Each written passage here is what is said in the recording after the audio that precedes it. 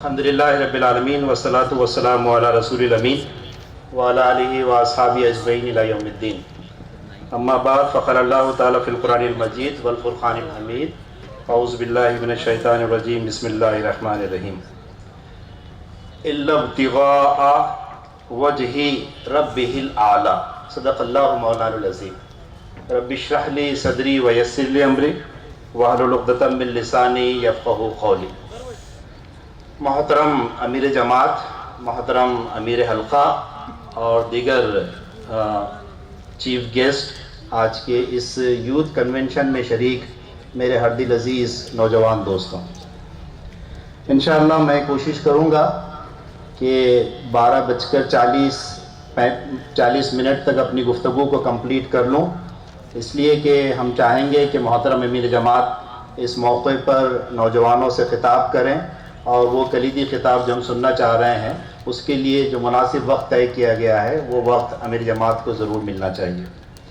الحمدللہ ہم سب لوگ اس بات سے واقف ہیں کہ خدمت خلق یہ ہم سب لوگوں کے لیے کوئی نیا موضوع نہیں، اور نوجوانوں کے لیے تو الحمدللہ یہ ایسا محاذ ہے جس پر نوجوانوں نے بہت بڑھ چڑھ کر حصہ لیا ہے اور بہت مخلصانہ اور بے غرض اپنی خدمات کو پیش کیا ہے۔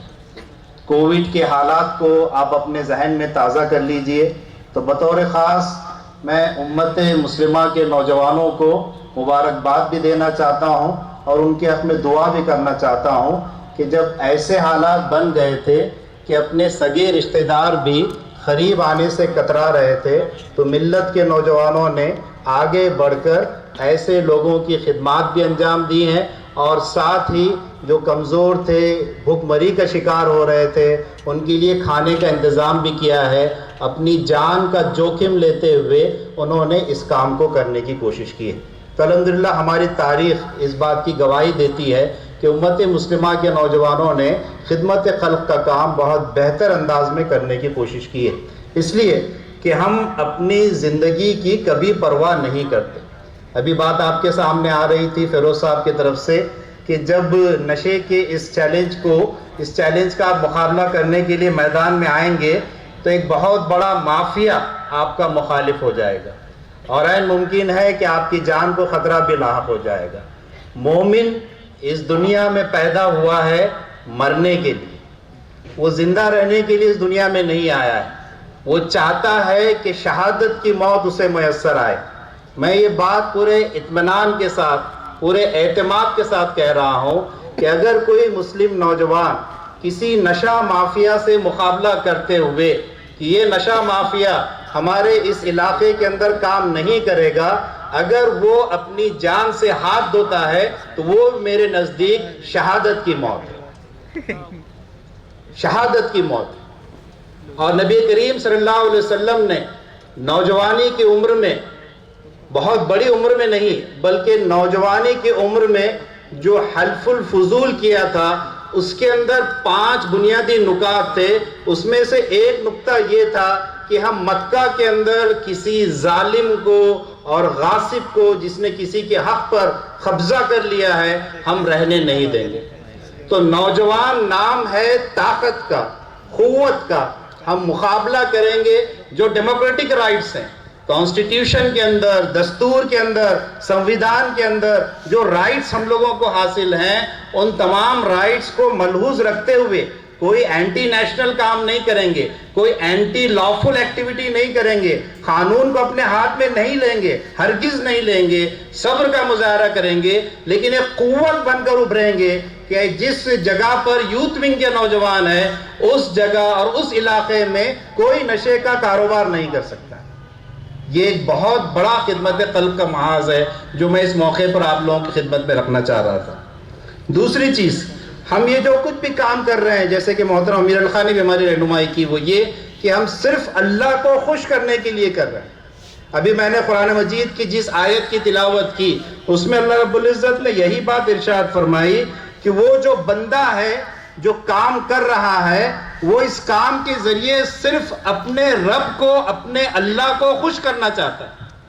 یہ آیت جو نازل ہوئی حضرت ابو بکر صدیق رضی اللہ تعالیٰ سے متعلق نازل ہوئی، وہ کیا کرتے تھے کہ جو غلام بنائے گئے ہیں ان کو آزاد کرتے تھے. ابھی آچاریہ میڈم کی طرف سے بات آئی کہ انہوں نے 10,000 لڑکیوں کو اس غلامی سے آزادی دی ہے. یقیناً ایک بہت اچھا کام کیا ہے. حضرت ابوبکر صدیق رضی اللہ تعالیٰ عنہ بھی اس وقت جو غلام تھے ان غلاموں کو آزاد کرتے تھے. 40,000 درہم کے آپ مالک تھے. اس وقت کے امیر ترین لوگوں میں آپ کا شمار ہوتا تھا. آپ نے اپنی دولت کے جو خزانے ہیں وہ ان لوگوں کے لیے خرچ کر دیے. یہ جذبہ تھا. تو نبی کریم صلی اللہ علیہ وسلم فرماتے ہیں کہ ان کے والد نے حضرت ابوبکر صدیق رضی اللہ عنہ سے یہ بات فرمائی کہ جب تم غلاموں کو آزادی کر رہے ہو تو تھوڑا تندرست جوانوں کو اور تندرست غلاموں کو آزاد کرو تاکہ وہ تمہارے کسی کام آ جائیں. تو حضرت ابوبکر صدیق رضی اللہ تعالیٰ نے فرمایا کہ نہیں، میں یہ اپنے لیے آزاد نہیں کر رہا ہوں، بلکہ میں ان لوگوں کو آزادی اس لیے دے رہا ہوں کہ اس کے ذریعے میرا اللہ خوش ہو جائے. تو نوجوان دوستو، ہم کو بھی اس ملک کے مالدار ترین لوگوں کی صف میں شامل ہونا ہے، مالدار ترین بننا ہے، خوب دولت کمانا ہے اپنے پروفیشن سے، اپنی اسکل کو ڈیولپ کر کے. اس لیے کہ جب ہم دولت کمائیں گے تو یہ ملک ترقی کرے گا. تو دولت کا بڑا حصہ ہم اپنی زندگی پہ خرچ نہیں کریں گے بلکہ ایسے فرنٹ پر خرچ کریں گے جس کا تعارف آپ کے سامنے آ رہا ہے. ان محاذوں پر اور ان کاموں پر اپنا پیسہ خرچ کرنے کی کوشش کریں گے. ہماری زندگی میں سادگی ہوگی، سمپلسٹی ہوگی، لیکن ہم اپنی دولت کا 98% اس کاموں کے لیے خرچ کرنے کی کوشش کریں. یہ جذبہ ہے. اب آئیے چند کچھ محاذ میں آپ لوگوں کی خدمت میں رکھتے ہوئے اپنی گفتگو کو مکمل کروں. دیکھیے، اس وقت ہم ایک بہت تاریخی شہر کے اندر ہیں. جیسے آچاریہ میڈم نے کہا، واقعی ایک تاریخی شہر جسے مسلمانوں نے بسایا، بہت ڈسپلن طریقے سے بسایا کہ ایک سسٹینیبل سٹی کیسے ہو سکتی ہے، ایک پائیدار شہر کیسے ہو سکتا ہے. آج کا یہ بہت اہم موضوع ہے، سسٹینیبل سٹیز. اس لیے کہ جو شہر آج بسائے جا رہے ہیں وہ بیماریوں کی جگہ بن رہے ہیں، وہ لوگوں کو بیمار کر رہے ہیں، وہ لوگوں کی زندگی میں مسائل کریٹ کر رہے ہیں. تو سٹیز کا جو ماڈل پیش کیا جا رہا ہے وہ سسٹینیبل نہیں ہے، وہ پائیدار نہیں ہے، وہ کبھی بھی ڈہ سکتا ہے. کووڈ کے اندر بھی ہم نے ان سب چیزوں کو دیکھا ہے. آج شہروں کے اندر ایک بڑا مسئلہ یہ ہے، خدمت خلق کے عنوان سے جسے ہم پر کام کرنا ہوگا، ہم نوجوانوں کو آگے بڑھ کے کام کرنا ہوگا. اس لیے کہ دیکھیے، جو حکومت کرنے کے لیے آئے ہیں وہ لوگوں کی زندگی میں اچھے دن نہیں لانا چاہتے ہیں. اچھے دن صرف بھاشن میں ہے، اصل جو عمل ہے اس کے اندر وہ اچھے دن نہیں لانا چاہتے ہیں. اس لیے نوجوانوں کو آگے آنا ہوگا. وپکش اور ستا پکش صرف ہمیں بہلانے کے لیے ہے. پولیٹیکل کلاس ایک بن چکی ہے، وہ نوجوانوں کے جذبات کو ایکسپلائٹ کرنا چاہتی ہے. اس لیے ہم کو اس محاذ پر کام کرنا ہوگا. بھارت کے نونرمان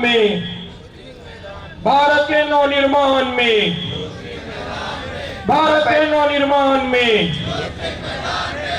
تو میں پہلی گزارش جو آپ سے کرنا چاہتا ہوں، پہلا جو ٹاسک آپ کے سامنے رکھنا چاہتا ہوں وہ یہ کہ آج کے شہروں میں آپ بڑے پیمانے پر شجرکاری، پلانٹیشن، پودوں کو لگائیے اور یہاں پر درختوں کی تعداد میں اضافہ کیجیے. دنیا بھر میں اس کے لیے بہت سارے تجربے ہو رہے ہیں، نئی ٹیکنیکس اختیار کی جا رہی ہیں. وقت نہیں ہے کہ میں ان کی تفصیلات کو آپ کے سامنے رکھوں. صرف ایک نام کا تذکرہ کرتے ہوئے اپنی گفتگو کو آگے بڑھاؤں گا.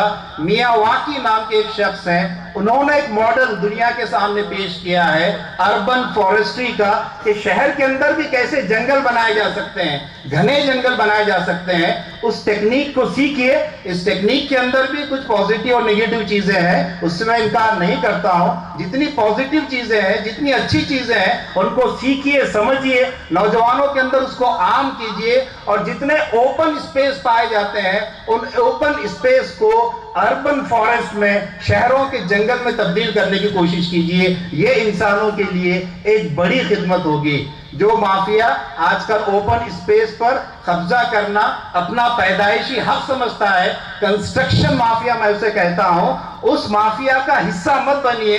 اس مافیا کے راستے میں ایک بڑی رکاوٹ بن کر ابھر کر سامنے آئیے اور شہروں کے اندر جو اوپن اسپیسز ہیں وہاں پر اربن فارسٹ، شہروں کے جنگل بنانے کی کوشش کیجیے تاکہ شہروں کے بہت سارے جو مسائل ہیں اس کو حل کیا جا سکے. دوسری چیز جو اس موقع پر میں آپ لوگوں کی خدمت میں رکھنا چاہ رہا ہوں وہ یہ کہ دیکھیے، آپ میں سے بہت سارے لوگ کوئی نہ کوئی ایک ہنر جانتے ہوں گے. اس ہنر کو لوگوں کے درمیان عام کرنے کی کوشش کیجیے.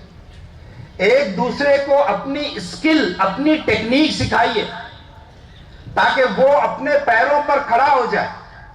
یہ آج ملت کی بھی اور نوجوانوں کے لیے بھی ایک بڑی خدمت ہو، اس لیے کہ نوجوانوں کے اندر ایک بڑی تعداد آج بھی بے روزگاری کا شکار ہے، اور حکومت ان کے لیے کتنی سنجیدہ ہے، سیریس ہے ان کی بے روزگاری ختم کرنے کے لیے ہم سب جانتے ہیں.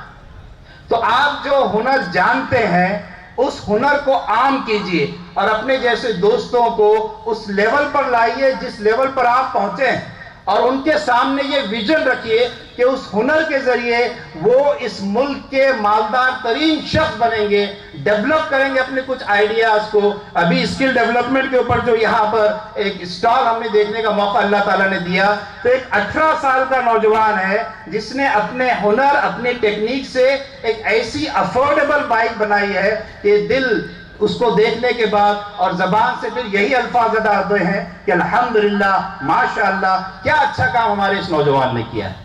تو آپ کے اندر جو ہنر ہے اس ہنر کو عام کیجئے اور لوگوں کو اسے سکھائیے تاکہ ہم اس ملک کو زیادہ ڈیولپ بنا سکیں. نوجوانوں کے سمان میں، نوجوانوں کے سمان میں تیسری گزارش جو اس موقع پر میں آپ لوگوں کے سامنے کرنا چاہ رہا ہوں، جو فرنٹ میں آپ کے سامنے رکھ رہا ہوں، جسے ہم اپنی سر کی آنکھوں سے دیکھ رہے ہیں، یہ آج ہمارے اپنے شہروں کا بھی ایک بہت بڑا مسئلہ ہے. میں شہروں کا تذکرہ خاص طور پر اس لیے کرنا چاہ رہا ہوں کہ گاؤں کی اکنامی ٹوٹلی کولیپس ہو رہی ہے. نوجوان مائیگریٹ کر کے شہروں میں منتقل ہوتے ہیں جاب کی تلاش میں، کام کی تلاش میں، اور یہی نوجوان اس طرح کے مسائل کو زیادہ بھگت رہے ہیں. تو آج شہروں کے اندر ہم دیکھتے ہیں کہ تھوڑی سی زیادہ بارش ہو جاتی ہے تو سیلاب آ جاتا ہے، فلڈ آ جاتا ہے. تو اس موقع پر خدمت خلق کے عنوان سے جو کچھ کام کیا جاتا ہے وہ تو کام کیا جانا چاہیے، لیکن اب نوجوانوں کو آگے بڑھ کر ان فلڈز کو، ان سیلاب کو آنے کی جو مختلف وجوہات ہیں ان وجوہات کو معلوم کرنا ہوگا اور ان وجوہات کو دور کرنے کے لیے اپنی خدمات پیش کرنی ہوگی. ایک وجہ کا تذکرہ کرتے ہوئے اپنی گفتگو کو آخری 2 منٹ کے اندر کنکلوڈ کر دوں، وہ یہ کہ آج یہ بلڈرز مافیا نے اپنے مفادات کو حاصل کرنے کے لیے شہروں میں بارش کے پانی کو نکلنے کا جو ایک قدرتی نظام تھا، جو ایک توازن تھا، جو ایک بیلنس تھا، اپنے حرص اور اپنی لالچ کے نتیجے میں وہاں پر بھی کنسٹرکشن کر دیا ہے، جس کی وجہ سے شہروں کا یہ پانی جام ہو رہا ہے اور ہم جگہ جگہ پر یہ فلڈنگ سچویشن، سیلاب کی جیسی سچویشن دیکھ رہے ہیں، جس میں بہت سارے لوگوں کو اپنی جان بھی گنوا دینی پڑتی ہے، کاروبار بھی متاثر ہو جاتے ہیں. چپلون وغیرہ کے سیلاب کو آپ اپنے ذہن میں تازہ کر لیجئے کہ بڑی تعداد میں چھوٹے کاروبار کرنے والے اس سے افیکٹ ہوئے ہیں. تو ہم کو اپنے ان قدرتی جو راستے ہیں پانی نکلنے کے، اس کو صاف بھی رکھنا ہوگا اور انکروچمنٹ کو روکنے کی پوری کوشش کرنی ہوگی. میں بار بار آپ سے یہ کہہ رہا ہوں کہ نوجوانوں کو ایک طاقت بن کر اس مہاراشٹر کے اندر ابھرنا ہے. ہم یوتھ ونگ کو ایک طاقت کے طور پر اس مہاراشٹر میں دیکھنا چاہتے ہیں کہ کسی بھی ظالم کو وہ ظلم کرنے سے روکنے والی بنے. آخری فرنٹ میں رکھتے ہوئے اپنی گفتگو کو ختم کروں گا، اور یہ عین ممکن ہے کہ آپ لوگوں کے لیے بہت مشکل فرنٹ ہو، لیکن نوجوان دوستوں، مجھے آپ پر بھروسہ ہے، مجھے آپ پر یقین ہے. ایک آواز پر ہزاروں کی تعداد میں نوجوان یہاں پر تشریف لائے ہیں اور اس عہد کو کرنے کے لیے یہاں پر آئے ہیں کہ یہاں ہم صرف تقریریں نہیں سنیں گے، بلکہ ان تقریروں کے اندر جو چیزیں بیان کی گئی ہیں اس کو اپنے عمل کے ذریعے سے دنیا میں نافذ کر کے دکھائیں گے. میں یقین رکھتا ہوں کہ یہ جو آخری گزارش میں آپ لوگوں سے کرنے جا رہا ہوں اس کا بھی آپ عملی ثبوت دیں گے. وہ یہ کہ یہ گٹکا کھانے کی عادت اور گٹکا کھا کر تھوکنے کی عادت جو بسوں کو گندا کرتی ہے، ہمارے ریزیڈنشل علاقوں کو گندا کرتی ہے، گلیوں کو گندا کرتی ہے، پتہ نہیں کہاں گندا کرتی ہے. ہم کو ایسی لوکیلٹیز، ایسے علاقے اپنے شہروں میں بنانا ہے کہ جہاں پر ہم چیلنج کر سکیں. جائیے ہماری اس لوکیلٹی کے اندر، آڈٹ کیجئے، آپ کو گٹکے کا کہیں نشان نظر نہیں آئے گا. پاک، اللہ تعالیٰ پاک ہے، پاک لوگوں کو پسند کرتا ہے، اس لیے ہم پاکیزگی کا مظاہرہ کریں گے اور اپنے اپنے محلے، اپنے اپنی دکانیں، اپنے اپنے مارکیٹ گٹکے سے فری اور گٹکے کے تھوک سے فری بنانے کی کوشش کریں گے۔ یہ انسانوں کے لیے خدمت خلق کا ایک بڑا محاذ ہے جس پر آپ کی خدمات انتظار کر رہی ہے۔ میں اللہ تعالیٰ سے دعا کرتا ہوں کہ اللہ تعالیٰ آپ کے جذبے کو قائم رکھے، آپ کے ہر لمحہ مدد فرمائے اور آپ کے لیے کام کرنا آسان بنائے۔ سبحان ربک رب العزت عما یصفون وسلام علی المرسلین والحمد للہ رب العالمین۔